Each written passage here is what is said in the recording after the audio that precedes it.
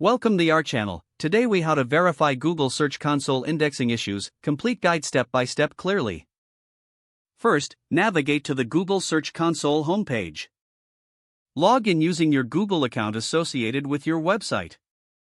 Once logged in, select the property you want to check for indexing issues. In the left-hand menu, click on Coverage. This section shows you the indexing status of your website's pages. Look for any errors or warnings indicated in the coverage report. If you see any issues, click on the error type for more details. Examine the list of affected URLs provided. For each URL, click on it to see more specific information. Check for any potential issues such as submitted URL has crawl issue or URL marked nindex. Next, use the URL inspection tool for further analysis. Enter the URL of the page you're investigating in the search bar at the top. Hit enter to see the indexing status of that specific URL. This tool provides insight into whether the page is indexed or experiencing issues. If the URL is not indexed, review the reasons provided in the report. Look for suggestions on how to resolve any identified issues. Once you've addressed the problems, go back to the coverage report. Resubmit the affected URL for indexing by selecting the Request Indexing option.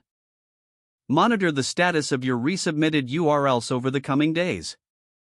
You can do this by checking back in the coverage report. Regularly audit your site for indexing issues to maintain optimal visibility in search results. Consider using other tools like Google Analytics to complement your findings. Keep track of website updates and changes that may affect indexing. Stay informed about Google algorithm updates that could impact your site's performance. Utilizing these steps will help ensure your website is properly indexed by search engines. If the page does not load, refresh the browser or try again in a private or incognito. Make sure you are using the correct email address, then retype it carefully to avoid small typos. If your password is not accepted, use the reset option and create a new strong password you can remember. Check your spam folder for verification or security emails, then complete any requested confirmation steps.